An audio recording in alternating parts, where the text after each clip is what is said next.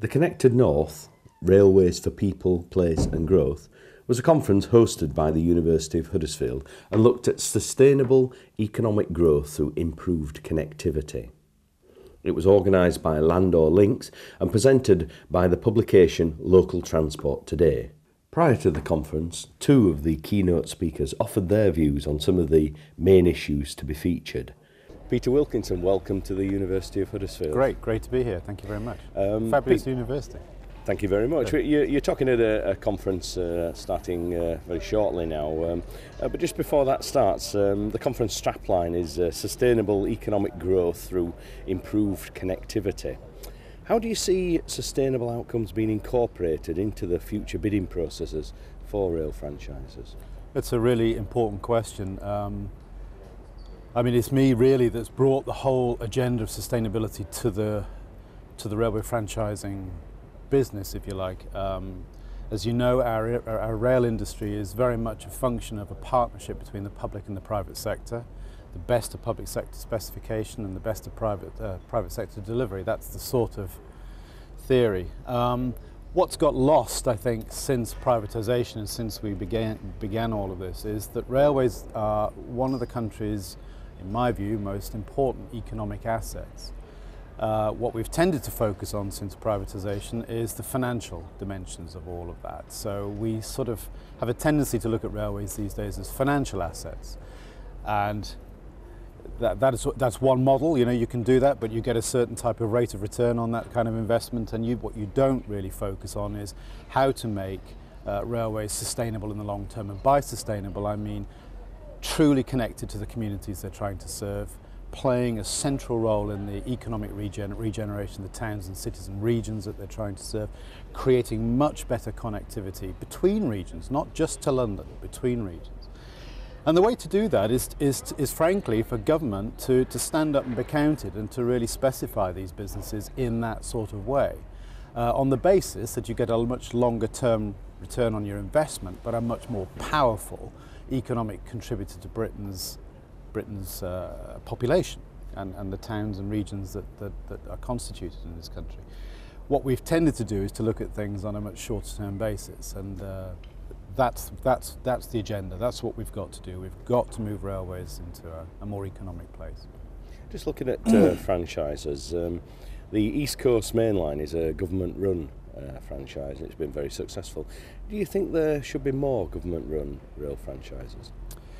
Well, you're talking to somebody who's worked in both sides of this industry's dimensions. I was, in the latter years, part of the British Railways Board, and I've seen the industry and worked in the industry and operated in the industry and invested in the industry as a businessman, an entrepreneur, since privatisation. Personally, I would not want to see the railways return to state ownership. I think people forget just how slow it was to make things happen. Change was very difficult to achieve. The machinery and architecture around state-controlled organisations is incredibly bureaucratic. I don't see any evidence to say that if we return to that world it would be any better. We'd have a bit of a honeymoon period, but I think once the honeymoon period was over, I think we'd regret it. I think the great thing about railway franchising is every 10 years, every 7 years, however long a franchise is, we get a chance to vote. We, the public, through consultation, railway users, stakeholders, towns, cities, regions, all of their authorities get a chance to sit down and say, this is what we want from our railway, and have a real ability to influence the shape of that next period of that railway's history. That is not true when they're in state ownership. I also challenge the statement you made that East Coast Trains has been highly successful under state ownership. I don't buy that at all. It's a good railway. It's run by a very, very good team of people. But it's no better or less well performing than it would have been in the private sector. In fact, in my personal judgment, if you compare it to the West Coast today, and if you compare it to one or two of our other railways that are in the private sector, it's falling behind, and it's starting to show some of that. I want to see the East Coast business back in the private sector, full of energy, with a management team that have got a clear set of committed obligations given to them by stakeholders and the public, and remitted to go and get on with it.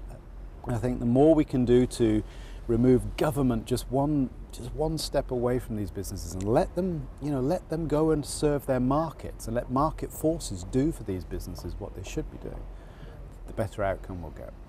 Julie Hilling, welcome to the University of Huddersfield. Thank you. Julie, you're going to be one of the keynote speakers at the rail conference that we've got here at the university today. Just like your thoughts on a particular issue that's come up in the Labour Party recently when 30 Labour MPs suggested to Ed Miliband that he should actually privatise, bring the rail franchise under government control again.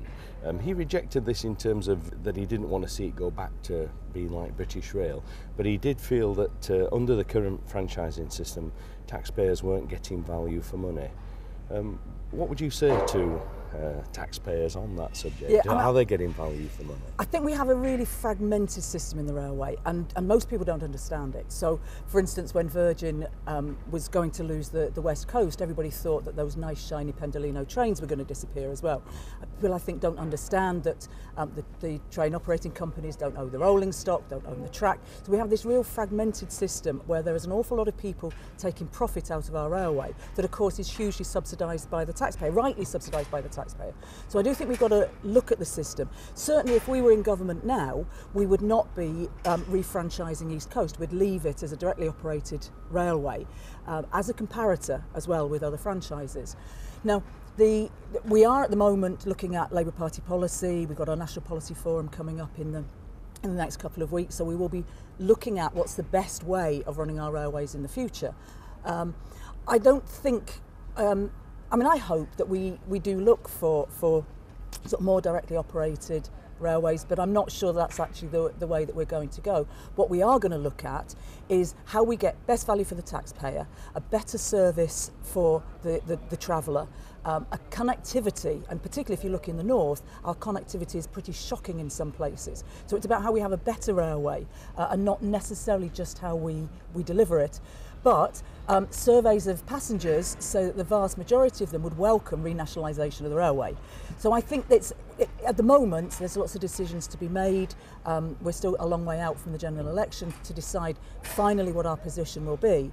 But clearly we can't carry on just as we are at the moment with, as I say, with this fragmented system, with a real issue we've got with rolling stock, with a government that says, oh, the market will decide. Well, we know what happens when the market decides. The salaries of train drivers just shot up. So you can't just let the market decide. It's taxpayers' money in the end that's going into this. So we've got to look at the best value for the taxpayer, but how we connect our cities, how we connect our communities to make sure that certainly in the north we get a much better deal off of our railways. Network Rail are introducing the Northern Hub just at the moment, and you talk about connectivity in the north. Do you feel that this is for a sustainable future, connect all the cities in the north of England? Do you feel it's a little bit northwest slanted, particularly in and around Manchester? Well, I know, because of course the Northern Hub started off as the Manchester Hub, and then people realised actually there was a real benefit for Huddersfield, for the North East, for the whole of the northern area, because Manchester was that bottleneck. So today I've driven. Now that's shocking that I've driven to a rail conference, but because it took me half an hour less than it would have done on the train, and I've only had to come something like 35-40 miles.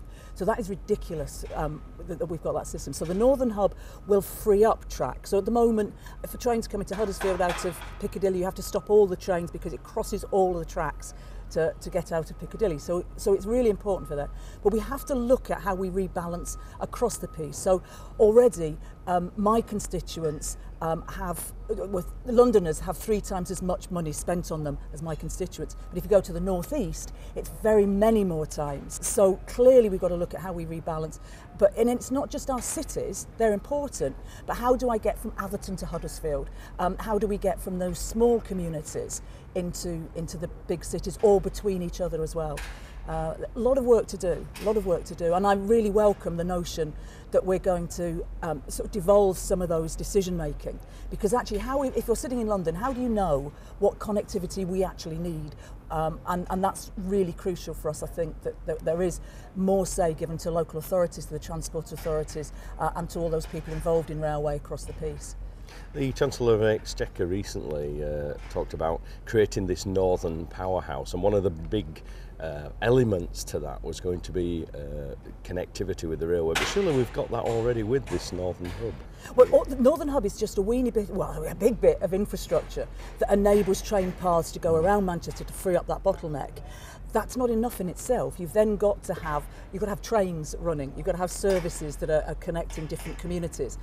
Electrification is a really positive thing that they're talking about, and I'm part of the Northern Electrification Task Force, which is really exciting to look at how we roll out electrification. So there's good things happening, but we've got to ensure that we continue to get that money that isn't just spent in the south. We know already that Crossrail 2 is on the drawing board. So how do we make sure that we get that money, that investment up in the north? High Speed 2, I'm a great supporter of High Speed 2, that'll be great, but it isn't just about north-south connectivity, it's got to be about east-west and about, as I say, connecting our small communities to places of work and to each other. The University of Huddersfield, inspiring tomorrow's professionals.